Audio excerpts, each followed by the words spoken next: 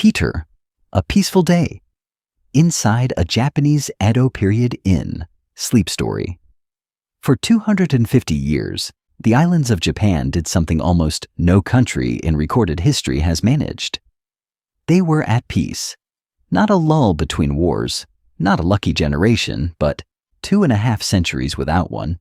An entire era in which the sword stayed sheathed, the castles grew moss, and the great energy of a whole nation, with no battles to spend itself on, poured instead into gardens and poetry, theater and cuisine, craftsmanship and travel. Above all, travel. Millions of ordinary people walking the great highways every year, on pilgrimage, on business, on holiday, along roads lined with inns that raised hospitality into one of the fine arts. Tonight, you are a footsore traveler on the greatest of those roads, and you have earned a rest day, and you are going to spend it inside one warm wooden inn, from the first gray light to the last lamp, in the deepest peace any century of this journey has to offer. So settle into your bed.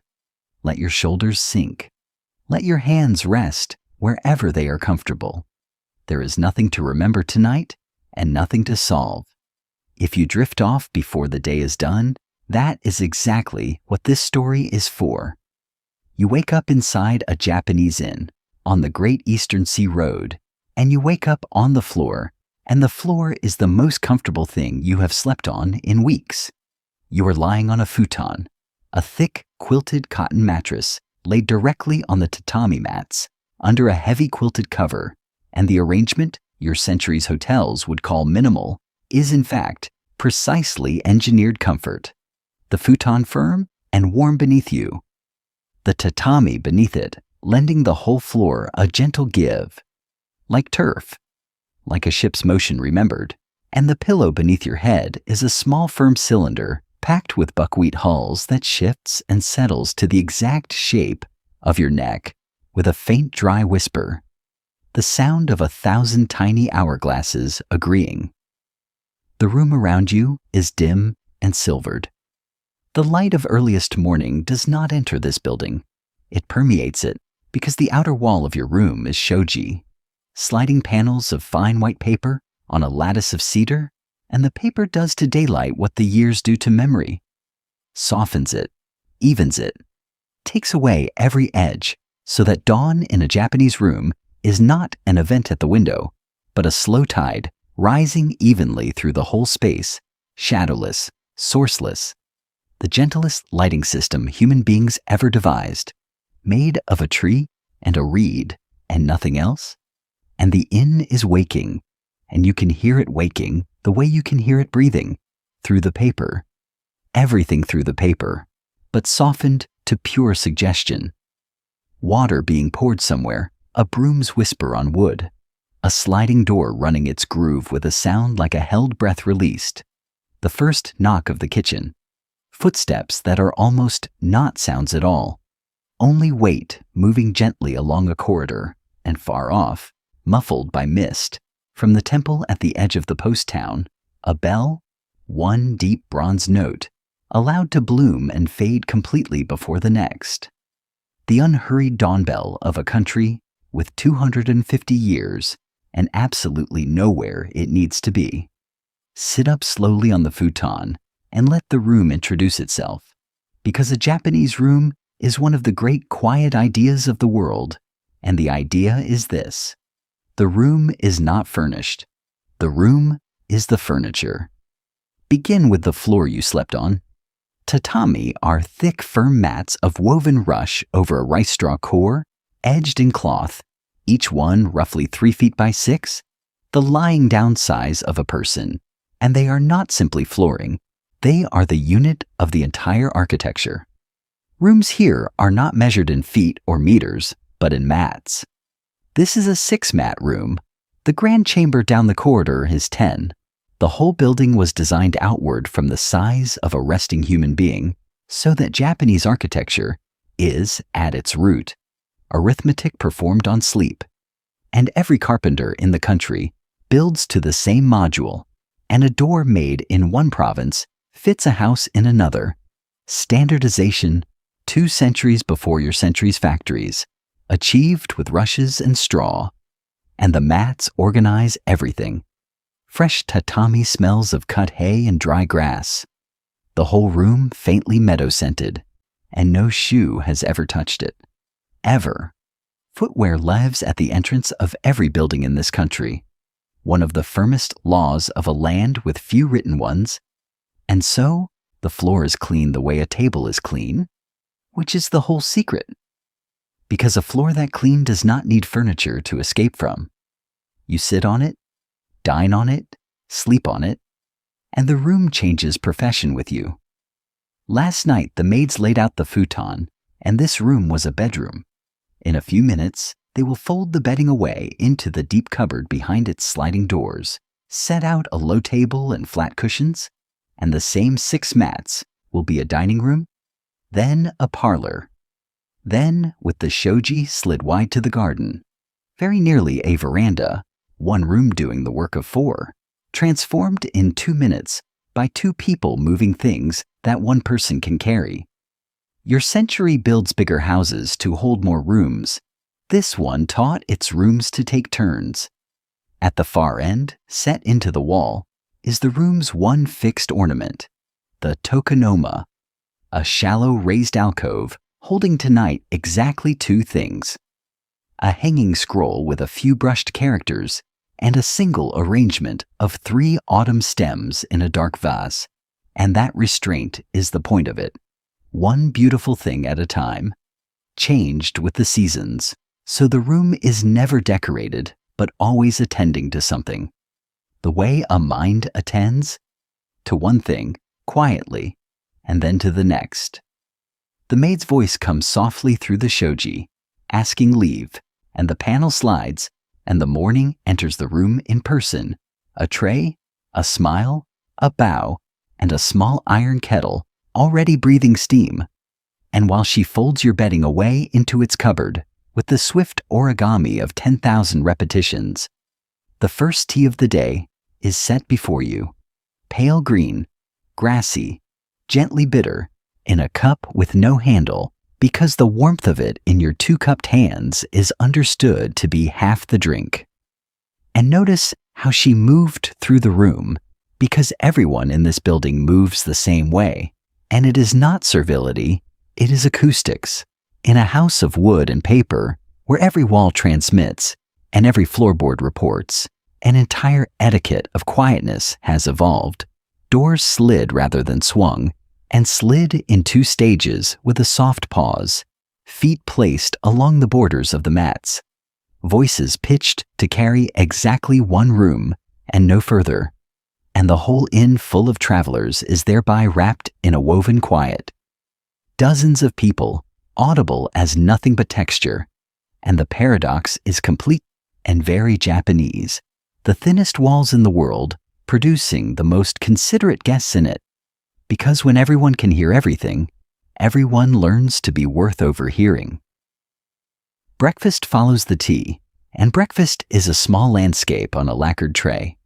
A bowl of rice, white and steaming, which is the meal's center and its meaning.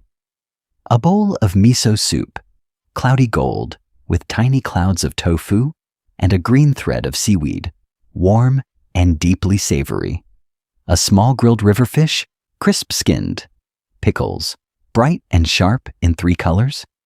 A raw egg, an omelet fold, a whisper of dried seaweed. Everything in its own small dish. Nothing touching. The whole tray composed like the alcove, and eaten slowly in the light through the paper. With the garden beginning to assemble its greens beyond the lattice, it is one of the calmest breakfasts of all the centuries, and the rice at the center of it is more than food. Rice in this era is the treasury itself. The wealth of lords is stated in rice, in koku, and a koku is defined beautifully as the amount of rice that feeds 1 person for 1 year, so that a great lord's income of 100,000 koku means literally, I can feed 100,000 people, wealth measured not in metal, but in nourished human beings, and the samurai draw their stipends in it, and the taxes are paid in it, and the bowl in your hands this morning is, quite exactly, the coin of the realm, warm. On your way to the front of the house, the corridor passes the open kitchen, and the kitchen of a post-town inn at mid-morning is worth a pause in the doorway, because it is a small factory of comfort running at full quiet steam. Its heart is the kamado, the great tiered clay cooking range with its row of fireboxes, each one crowned with a heavy pot, and each firebox burning with a precision your century assigns to dials, because rice, the house's whole reputation in a bowl, is cooked here by ear and by nose, the cook listening to the pot, the way the miller of another century listened to his stones. The first furious boil, the falling murmur, the faint crackle that means the water is gone and the bottom grains are toasting to the exact amber that connoisseurs of every inn on the road argue about, and then off the fire to stand, lidded, untouched, for the resting minutes that no cook in this country would dream of skipping. Beside the range, the fish grill over its bed of oak charcoal, the charcoal of this country being itself a craft product, hard, ringing, nearly smokeless, burned in mountain kilns and grated like tea, the great cutting board where the kitchen's knives, thin, single-beveled, sharpened on stones from a particular famous mountain, take vegetables apart with a sound like soft rain. The pickle crocks in their cool corner, some of them older than the cook, their brines handed down and fed like the sourdoughs and the hearth fires of every other century you have slept through. Living inheritances, flavored with decades. And through it all, the staff moving in the inn's universal choreography, no wasted steps, no raised voices, trays assembling as if by tide, and the cook presiding with the long iron chopsticks that are the scepter of the office, tasting, adjusting, tasting, in a cloud of steam and soy and toasting rice that rolls gently down the corridor and has been, you now realize, gently recruiting you for lunch since breakfast. And now, before the road outside charms you completely, the passage this journey always owes, because the great peace, like every warm world you have slept through, has its ledger, and the ledger has two hard entries. The first is the road itself, the highway's marvelous smoothness, the relays of porters and post horses, always ready at every station, is supplied by compulsion. The villages for miles around each post town are assessed by law to furnish men and horses on demand, the Tsukego levies, and when a great procession passes, hundreds of farmers must leave their own fields, sometimes in the exact weeks the rice needs them, to carry the baggage of their betters for a fee fixed low by the same authorities who fixed the obligation. The road is genuinely wonderful. It is also, in part, carried on requisitioned shoulders, and the villages petition and grumble and comply for 2 centuries, and their petitions survive and deserve their sentence in any honest account of how pleasant the traveling is. The second is inside the inns themselves. At many establishments along the road, the serving girls who pour the sake and sing for the guests are bound by contracts their families signed in hard years, indentures, years of their lives sold in advance against a debt, and however gently daily life may treat any particular girl in any particular house. The arrangement underneath is unfree labor, and the era knows it and regulates it, and profits by it, and does not end it. This truth has walked beside you through every century of this journey, in its Roman dress, and its Norse dress, and its Egyptian dress, and here it is again, in cotton and lamplight. The peace is real. The courtesy is real. The bondage woven through the floorboards is real too, and the honest traveler carries all 3 down the corridor together, and lets none of them cancel the others, because that, as every century keeps teaching, is what human warmth has always actually been made of. Light and shadow, sharing the same paper walls. The inn, meanwhile, has finished its breakfast trays And the road outside has finished assembling its morning, and the road, on your rest day, is the theater. So take your tea to the front of the house, where the great sliding doors stand open to the highway, and watch. The road in front of the inn is the Great Eastern Sea Road, the Tokaido, and it is the busiest highway on earth in this century, and possibly the most cheerful. It runs 300 miles along the coast, from the shogun's capital of Edo, the largest city in the world just now, bigger than London, bigger than Paris, to the emperor's ancient capital of Kyoto, and along its length stand 53 post stations, 53 towns exactly like this one, each a day's stage or less apart, each with its inns and tea houses and stables and its own famous thing. And the whole nation knows the sequence of them the way your century knows a song, because the artists print the road, station by station, in woodblock series that sell by the thousand, and travelers carry the guidebooks, and children play board games that race the 53 stations from Edo to Kyoto, so that the road is not just a route. It is a national story everyone is inside of, 53 chapters long, and this inn is one of the chapters. And the traffic of the story flows past the doorway all morning. Pilgrims in white with sedge hats and walking staves, bound for the great shrine of the South, traveling in village confraternities, 20 neighbors who saved into the pilgrimage fund for years, half devotion and half, everyone cheerfully admits, the trip of a lifetime. A merchant's caravan of pack horses, each horse's load balanced to the pound, bells chiming, government couriers at their tearing trot, right down the road center, everyone yielding, carrying dispatches in relays that cover the whole 300 miles in days. 2 ladies of quality in a slung palanquin with their servants, off to the hot springs. A seller of medicines, a seller of songs, a blind masseuse making her rounds, staff tapping. Porters endlessly at their steady loaded jog, chanting the little rhythmic nonsense syllables that keep a burdened pair in step. Essa, hoisa, essa, hoisa. The road's own heartbeat, audible before them and after them like the shadows of another river. And everything moves on foot or on hoof or on shoulders, nothing rolls. For by the shogun's design, there is almost no wheeled traffic on the great roads, and so the busiest highway on earth produces, as its total sound, no rumble whatsoever, only footsteps, bells, chants, laughter, birdsong from the pines that line the way, and the small rivers of talk flowing in both directions, a national artery running at 3 miles an hour. The walking pace, the storytelling pace, the pace you begin to suspect at which human beings were actually designed to encounter one another.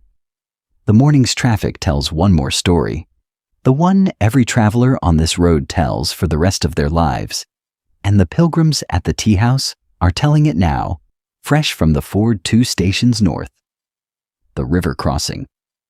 Because the shogun's peace, thorough in all things, extends even to bridges, which is to say, at the great strategic rivers, there are none, on purpose, a river without a bridge being a moat the width of a province, and so at the famous crossings, the road simply walks into the water, and an entire profession lives there to carry it across.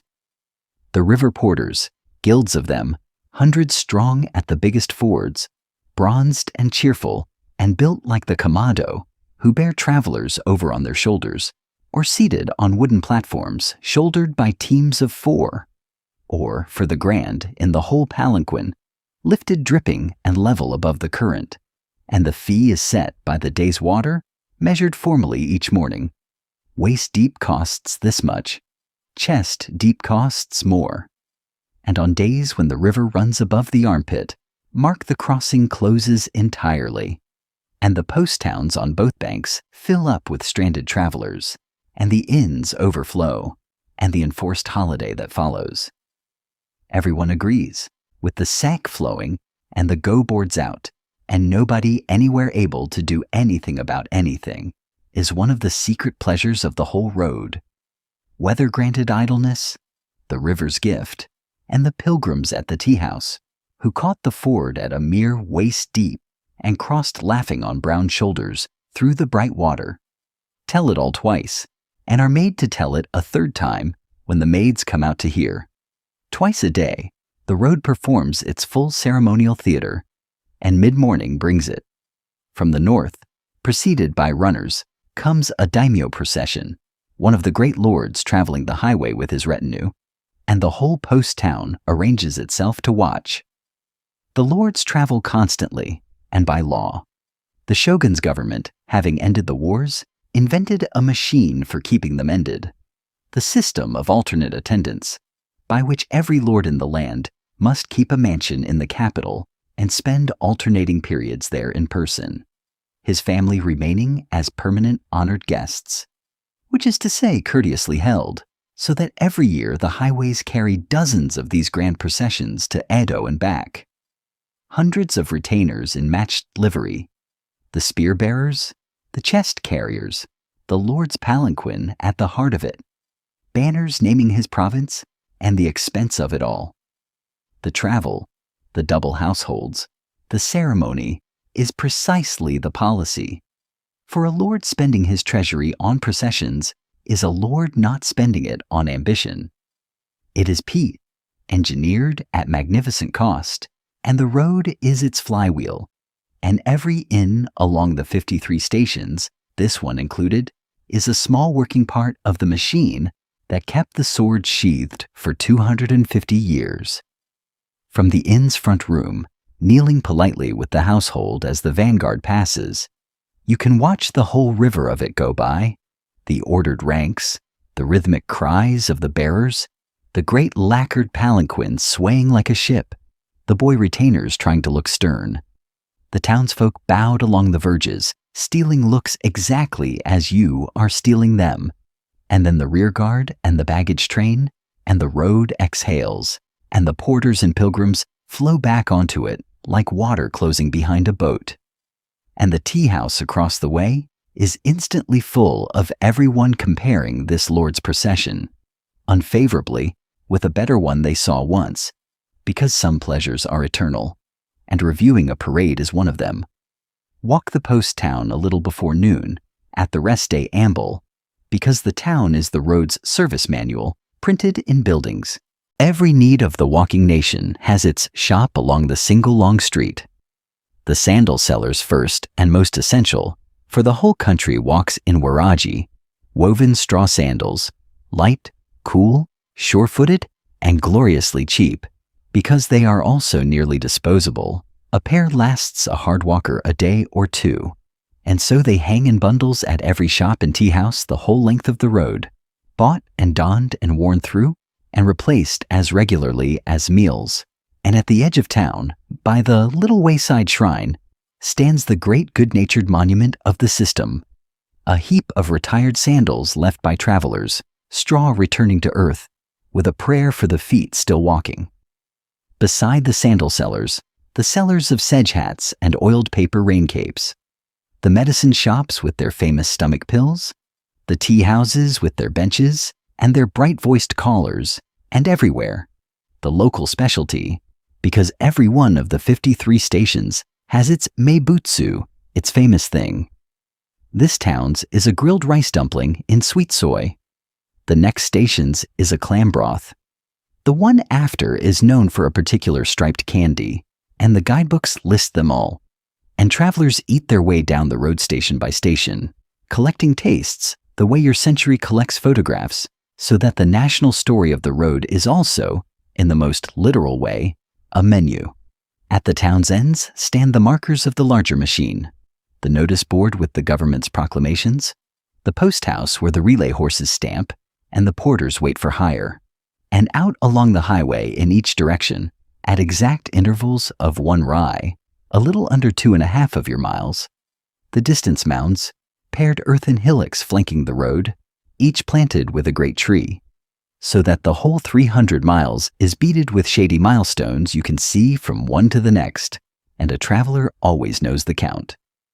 3 more mounds to the river crossing, 9 to tonight's inn, the road itself keeping score in trees, and the trees, 2 centuries old now, having grown into a colonnade of green giants that shade the walkers who measure by them, which is the kind of thing that happens when a public work is given 250 years of peace to grow in. One more piece of the road's machinery shows itself at the town's northern gate, where the highway narrows past a walled compound with banners, and travelers form their patient line. The barrier station, the checkpoint, one of the sekisho the government keeps at the strategic throats of every great road, where papers are examined, for this most orderly of centuries travels on permits. The traveler's document naming the bearer, the errand, the route, stamped at departure, and inspected along the way. And for most walkers, the inspection is the mildest of rituals. A bow, a glance, a stamp, the line shuffling through at the pace of mild bureaucracy everywhere. But the barrier watches hardest for 2 things, by the famous formula every child of the era can recite: guns going in and women going out, weapons moving toward the capital, and the ladies of the great households, whose residence in the shogun's city is the quiet collateral of the whole piece, leaving it. And so the women travelers in the line are examined with a thoroughness the men are spared, their papers longer, their questioning closer, and honesty adds this too to the ledger of the beautiful road, that its freedom of movement was real and enormous and unequally issued, and that many of the pilgrim parties singing past this inn are men because it was simpler, in every sense, for them to be here. The line shuffles, the stamps fall, the road resumes on the far side of the wall, pines and mounds and tea houses, as generous as before, and no wider. Back at the inn, the early afternoon is the garden's hour, and the garden of this inn, though it is barely larger than the 10-mat room, is a masterpiece of the most generous illusion in landscape design. It lies in the inner courtyard, framed by the veranda, the engawa, the smooth wooden gallery that runs along the building between the paper walls and the world, half indoors, half out, the architectural equivalent of a held breath. And you settle there on a flat cushion with tea, and look, and the garden does its work.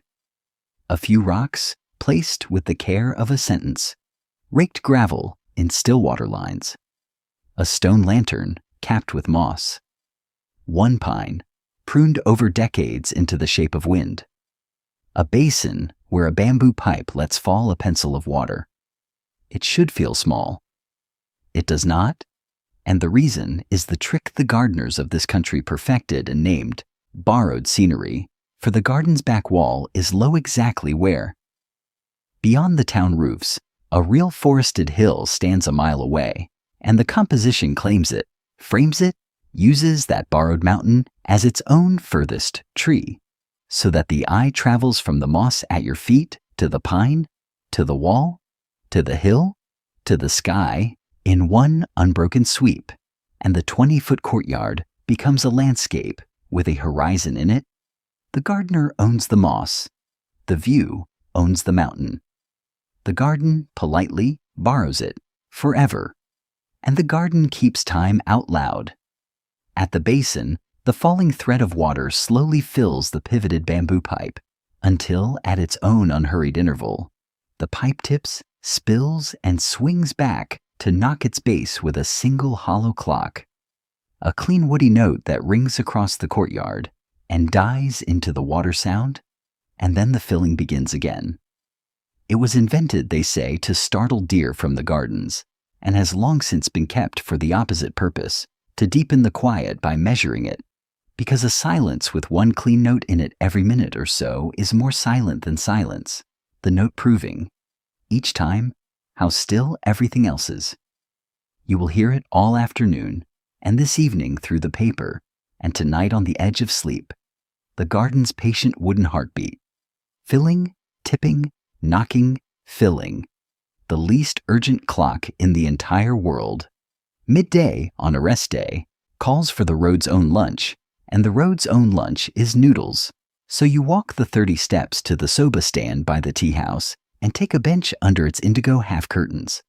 Soba is buckwheat, the grain of the high cool fields, milled fresh and kneaded and rolled and cut by the shop's master into long gray-brown noodles with the speed of a card sharp and the seriousness of a swordsmith, boiled to the count, plunged cold, and served in this weather in a steaming bowl of dashi broth, the sea and smokestack that underlies half this country's cooking, with a scatter of green onion and a coin or two of fish cake, and eaten correctly with a heartiness of slurping that your century's manners would faint at and this century's manners require, the noise being both practical, cooling the noodles as they come, and complimentary, the audible verdict of a satisfied customer, so that a full noodle stand at midday is a small cheerful orchestra of appreciation, and the master behind the counter conducts it with his ladle and keeps the score. It costs next to nothing. It takes 10 minutes. It is, in its way, the whole civilization in a bowl, a humble grain elevated by absolute craft, served fast without a particle of hurry in it, eaten communally at a shared bench under a curtain, the color of the sky in the prints, and followed on the house by the cooking water of the noodles themselves, poured into your leftover broth as a final warm cup, because throwing away anything nourishing is foreign to this entire journey of centuries, and the buckwheat water, the master will tell you, settling it before you with the first full sentence he has spoken, all service, is the healthiest part. From the Ingawa, with the garden keeping its slow time, consider the building around you, because the inn, like every house in this country, is a machine tuned to its islands, and the tuning is exquisite. The islands shake. Everyone here knows it, builds for it, and has for 1,000 years, and the answer is not strength, but suppleness. The inn is a timber frame, posts and beams joined by carpentry of astonishing intricacy, joints that interlock like puzzles and are pinned with wood, very little iron anywhere, and the frame does not fight the earth when it moves. It flexes, it sways and shrugs and settles, the joints working like knuckles, the paper walls weighing nothing and threatening no one, and buildings raised this way have ridden out centuries of tremors that would crack rigid masonry. The whole architecture built on the same insight as the reed in the proverb, that what bends survives what breaks. The great pagodas of the temples, 5 stories tall, have stood through every earthquake of a millennium on exactly this principle, and not one has ever been shaken down. A record your century's engineers have studied with instruments and confirmed with respect. The islands also rain abundantly, and the building answers with its deep sheltering eaves, flung far out over the Ingawa, so that you can sit at the open wall in a downpour and stay dry, watching the garden drink, and from the eave corners hang the rain chains, loose vertical chains of metal cups down which the roof water descends, not in a spout, but in a braided, glittering musical spiral. Gutters turned into instruments, because this civilization, given any necessity, will eventually make it beautiful. It seems to be a reflex, and the islands burn, and this is the one fear the wooden country lives with. The fire that can take a whole district of the capital in a night, and the answer to fire is not in the architecture, which is frankly kindling, but in the people, in the buckets and ladders kept ready at every corner, the water barrels, the fire-break streets, and above all in the watch, of which you will hear more tonight. Because the fire watch of this country is the night's own voice, and it is already, somewhere in the town, checking its lanterns for the evening rounds. The late afternoon brings the travelers home, and the inn's second performance of the day, the arrival hour, is worth watching from your veranda corner, because Japanese hospitality at full working temperature is one of the sights of the road. They come in dusty and footsore from the day's stage, pilgrims and merchants, and a scholar with his book box, and the inn receives them like a tide meeting a practiced shore. The calls of welcome from the doorway, relayed inward, so the whole house knows in 3 seconds that guests have come. The bench at the entrance where the road is formally left behind, sandals off, and then the basin because the first act of this inn toward every guest, before names, before money, is a maid kneeling with warm water to wash the traveler's feet. The oldest gesture of welcome on the road, and you can watch the day's miles leave a pilgrim's face during it, the shoulders coming down, the whole man arriving in stages, feet first. Then the procession to the rooms, the luggage borne ahead, the tea appearing before the cushion has finished accepting the guest, and through the paper, all down the corridor, the inn absorbing its evening population with the sliding of doors and the murmur of assignments.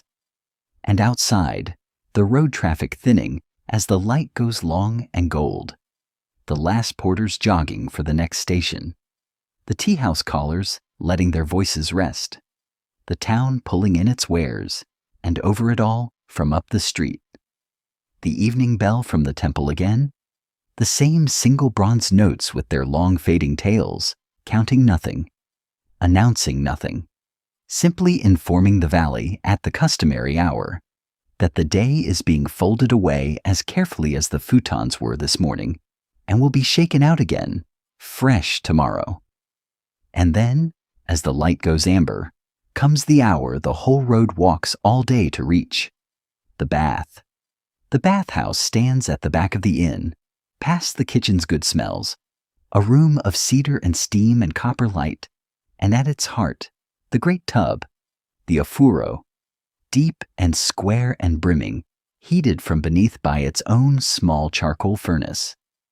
The water kept at a temperature your century would call a decision, and the ritual of it is fixed, ancient, and absolutely non-negotiable, and understanding it is understanding half the country.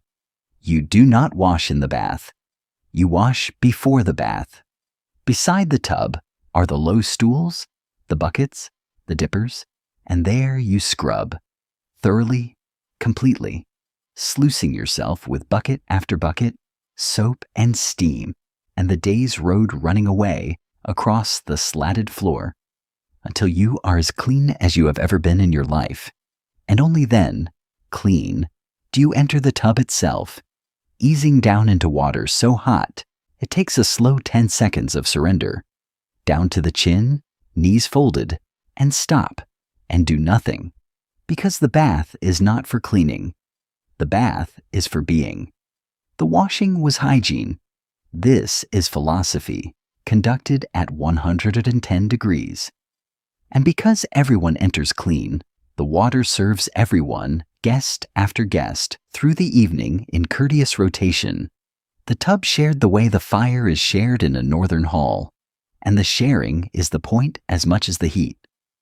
For this is a country that has made communal bathing one of the load-bearing institutions of daily life.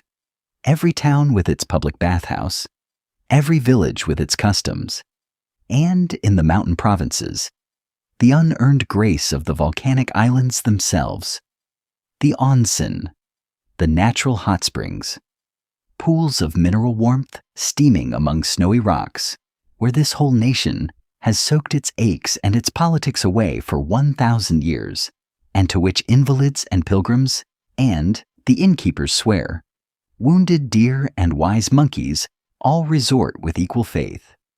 You sit in the tub as the cedar room goes dusky, heat working into the walking muscles like slow gold, the water's surface perfectly still except for the small tide of your own breathing, someone's quiet, contented sigh from the washing stools, steam turning the one lamp into a soft moon, and the day dissolves in the correct order, feet first, then shoulders, then thoughts.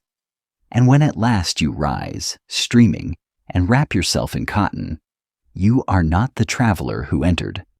You are the evening's version of yourself, loose-jointed, warm to the bone, moving down the corridor at the pace the inn has been politely recommending all day.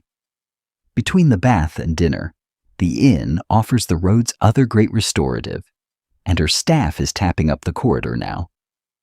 The masseuse. She is blind, as the masseuses and masseurs of this country by long custom are. For massage, here is the licensed profession of the blind, organized in their own respected guild, trained through long apprenticeship, and traveling the towns and the inns on rounds everyone knows, announced by the small flute, some play in the streets, or by the tap of the staff, and the arrangement in a century with no other provision for a blind child's future, is both a livelihood and a quiet institution of dignity.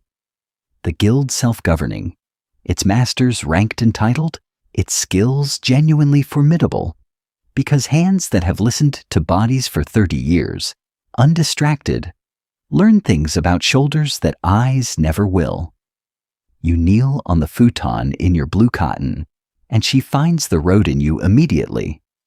The walker's calves, the packstrap shoulders, the traveler's lower back, naming each discovery with a small professional hum, and proceeds to take the weeks miles apart, thumb width by thumb width, with a pressure that sits exactly on the line between mercy and correction. And the anma of this country is not the drowsy stroking your century's spas sell.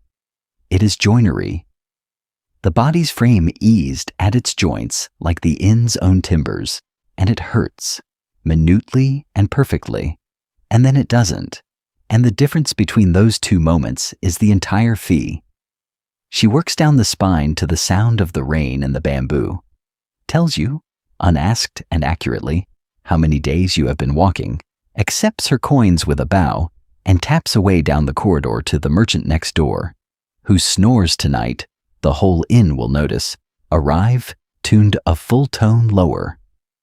Waiting in your room, laid out on the fresh swept mats, is the evening's uniform, and the whole inn is changing into it at once. The yukata, a simple cotton robe in the inn's own blue and white pattern, wrapped left over right, tied with a soft sash, and with it, the padded jacket against the evening cool. And once you are in it, you are officially off duty in a way your century's clothing never quite grants.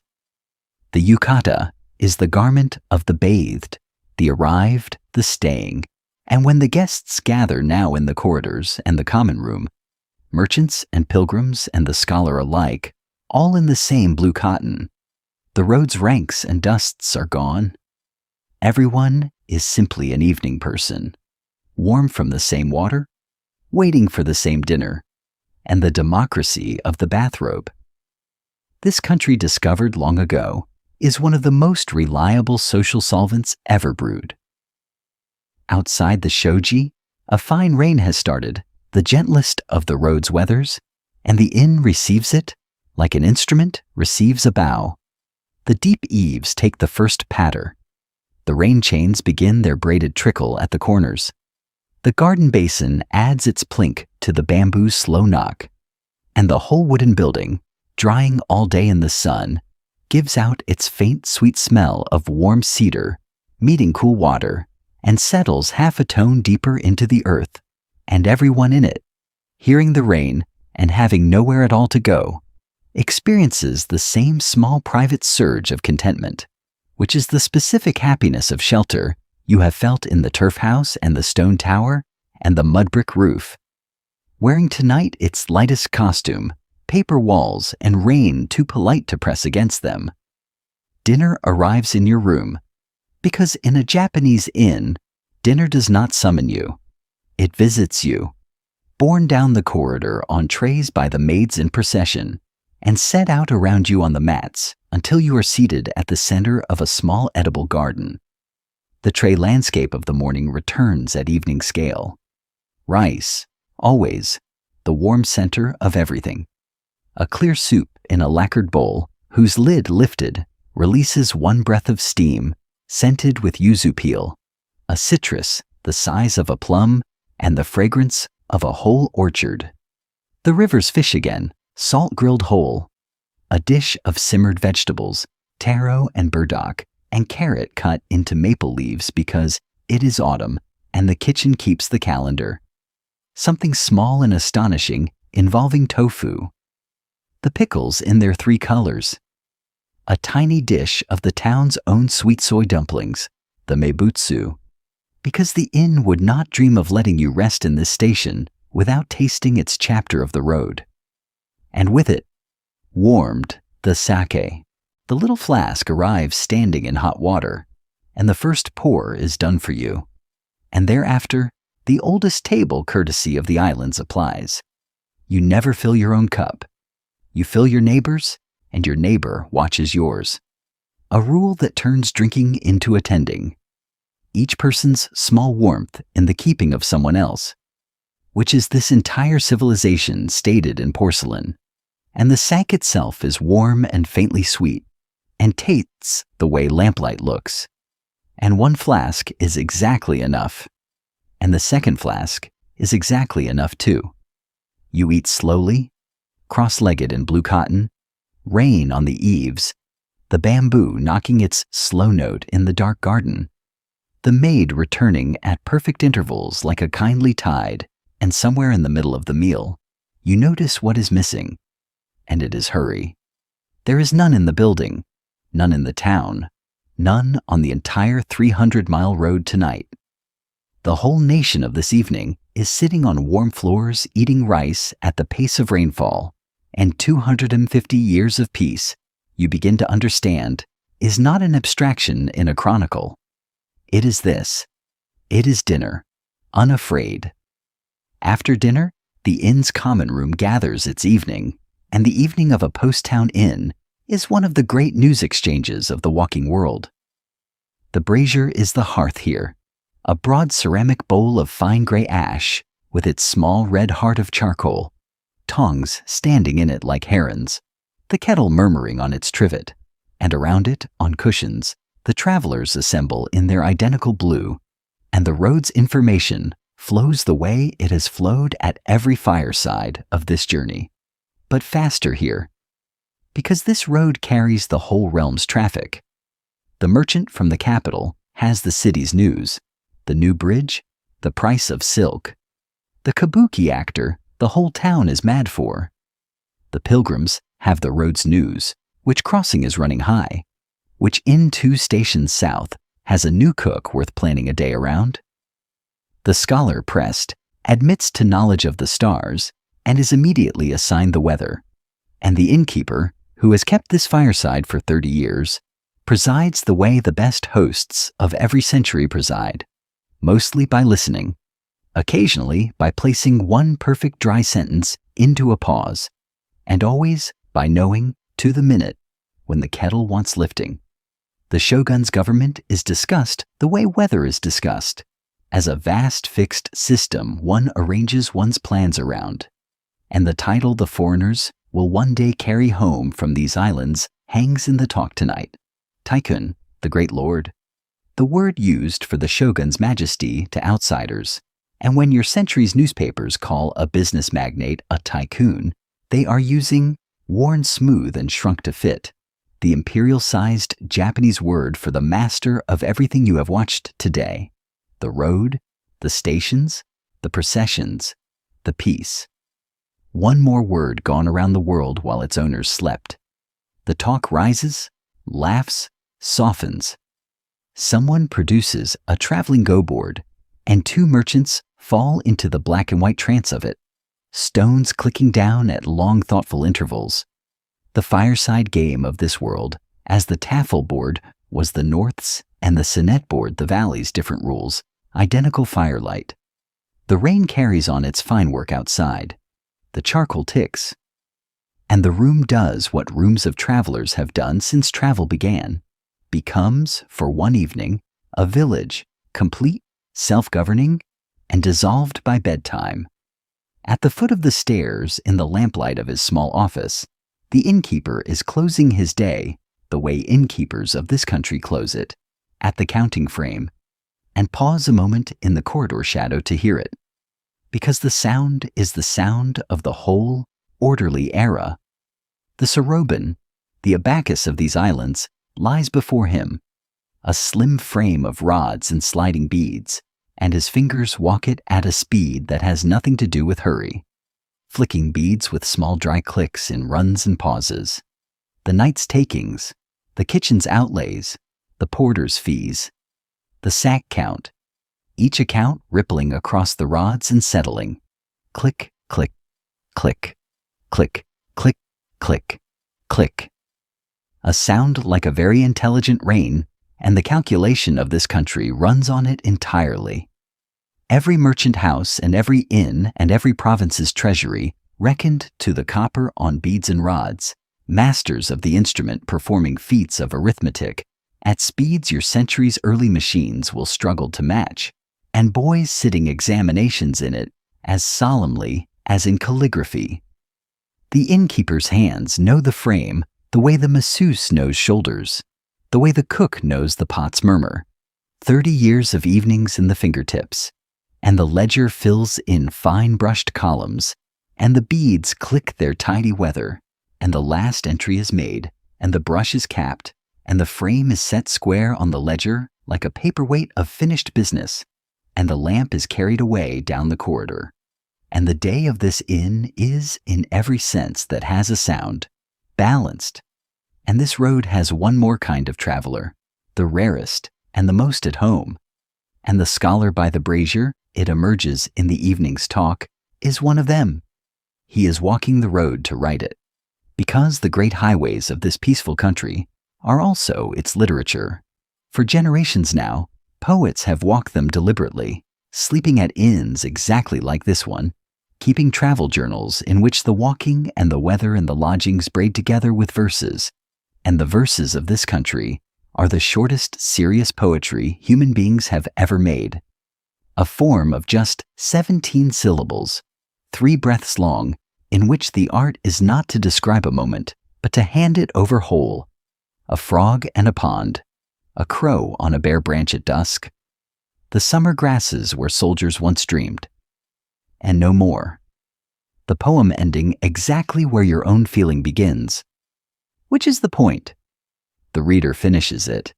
Every reader, differently, forever. The greatest of the road poets walked routes like this one a century ago with everything he owned in a small pack, and his journals of those walks are already classics the scholar can recite, and the whole country knows dozens of the little poems by heart, farmers and fish sellers included. For this may be the only civilization in this entire journey where the poetry is genuinely, casually, everyone's. The scholar pressed by the brazier company admits to keeping a journal of his own walk, and is pressed further, and demurs, and is pressed further still in the ancient ritual by which modesty is honored and then overruled, and at last reads out this evening's entry.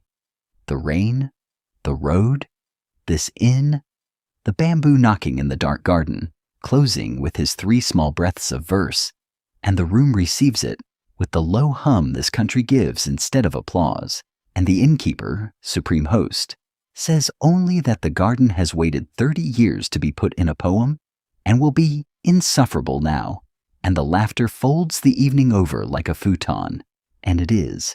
Everyone's bones announce at once, time. On the wall of the common room, by the stairs, where every guest passes it nightly, hangs the inn's quiet boast, and it stops you on your way up. It is a woodblock print, 1 sheet, and it is this station, this town, this stretch of the road, the pines, the distance mounds, the very front of this inn with its lanterns lit, rendered in the flat singing colors of the printmakers, indigo and persimmon, and that gray-pink the sky here actually turns. 1 chapter of the great published series of The Road, 53 stations plus the 2 capitals, that has sold across the nation in numbers no book of this era can match. The prints are cheap, the price of a bowl of noodles, run off by the 100 from carved cherry blocks. Art for everyone, pinned up in kitchens and pasted on screens the length of the country. And through them, the whole nation carries the whole road in its head. People who will never walk it know its bridges and its moonrises, and travelers who do walk it stop. As you are stopped now in the strange soft loop of standing inside a picture, the lantern in the print lit exactly as the lantern behind you is lit, the rain in the print falling in fine carved lines exactly as tonight's is falling.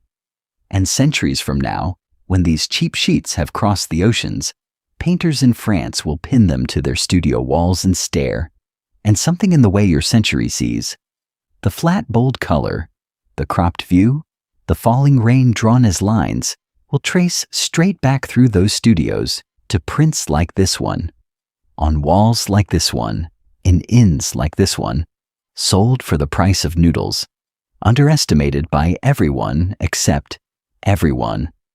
Up in your room, the maids have preceded you like benevolent weather, and the day's last transformation is complete. The low table is gone, the futon is laid, the quilt turned back, and on the floor by the pillow burns the night's one light. The anden, a small wooden frame lamp with paper sides, a saucer of rapeseed oil and a wick inside, giving a glow so soft it does not so much light the room as remind it of light. A warm, dim square that will burn low all night.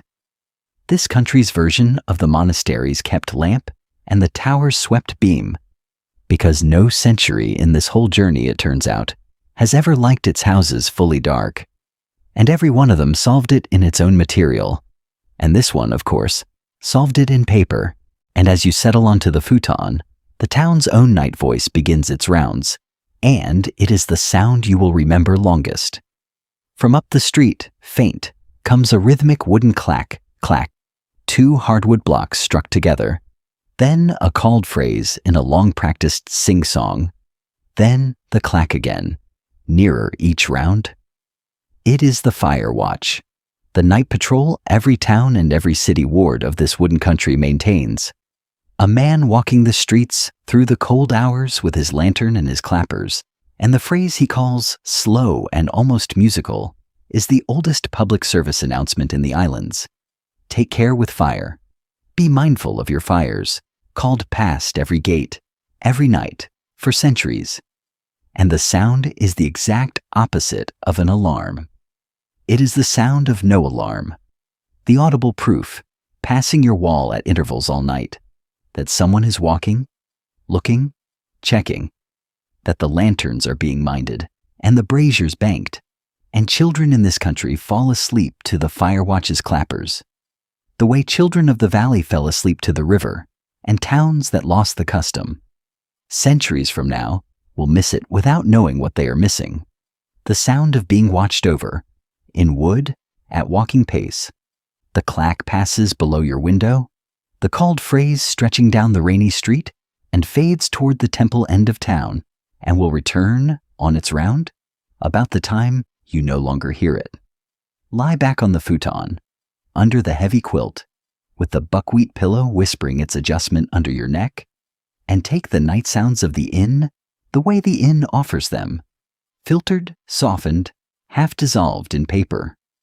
The rain, fine as ever on the deep eaves, less a patter than a texture. The rain chains at the corners running their braided threads. The garden basins plink, and at its own long intervals, the bamboo's hollow knock, filling, tipping, knocking, the least urgent clock in the world keeping the least urgent night. Down the corridor, the last door slides its 2 soft stages and settles. Through the wall, the merchant's snore establishes its modest claim, and is answered from somewhere across the courtyard by a grander one, and the 2 of them negotiate all night, unhurried like the go-stones. The structure itself speaks its wooden syllables as the timbers cool, the joints easing, knuckle by knuckle, the flexible frame settling around its sleepers the way it settles around its earthquakes, by yielding. Beneath everything, the town nearly silent, the road empty and shining faintly with rain between its 2 rows of sleeping eaves. 53 stations of it doing exactly this tonight, all down the coast. A whole highway of futons and banked braziers and minded lanterns, strung between the 2 capitals like the distance mounds, at intervals of one day's honest walking. And once, in the deepest part of it, you surface for a moment, as sleepers behind paper do, and the inn takes its own roll call for you without being asked. The rain, still fine, still on duty. The bamboo, mid-fill, biding. The andens square, warm and low. The corridor, empty and honest.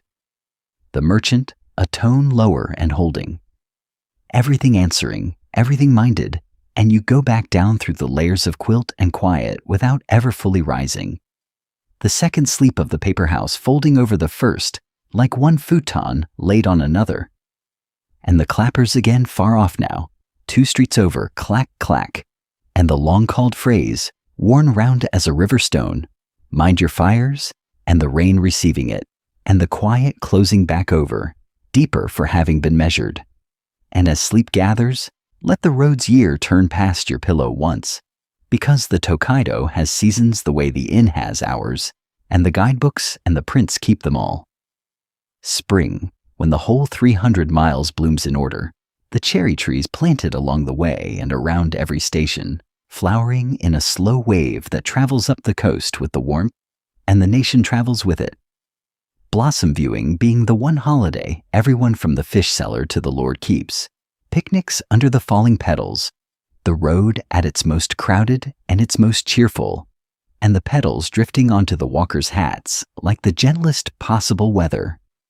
Then, the green wall of summer, the rains first, the roads rivers running high and the crossings theatrical.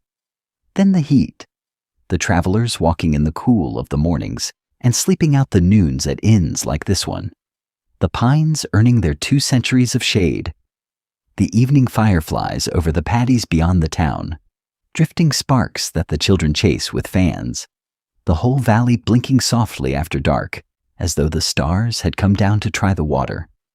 Then, this season, autumn, the road's masterpiece, the maples turning the hillsides to embers, the rice harvest golden in the fields and then gone, the light long and amber, the first braziers lit in the evenings, the moon-viewing nights when the inns set their best rooms toward the sky, and the whole country stays up, on purpose, to look at the moon together, which may be the single most civilized scheduled event in this entire journey of centuries.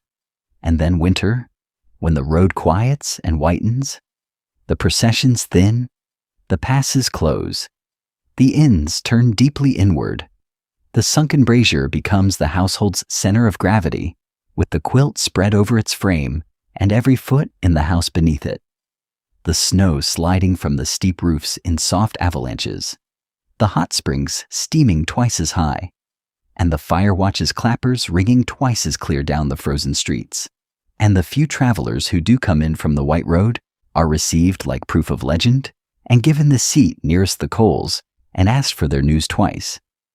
And then the plum blossoms, always first, opening in the snow itself, and the year leans toward the cherries again, and the road stretches, and the sandals hang out fresh at the tea houses, and it all comes round, as it has come round 250 peaceful times at 3 miles an hour, on foot, forever.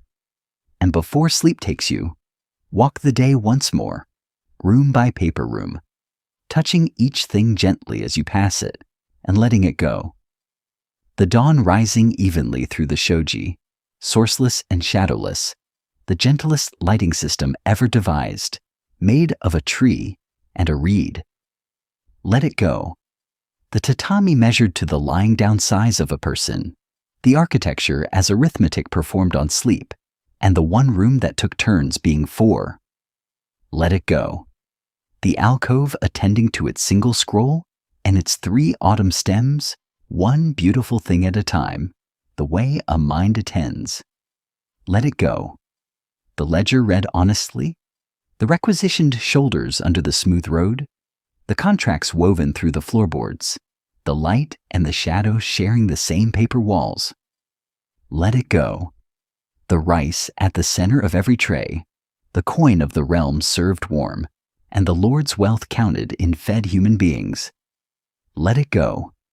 The road with no wheels and no rumble, the porter's chant, Essa, Hoisa, the couriers at their tearing trot, and the whole nation walking its own story, 53 chapters long.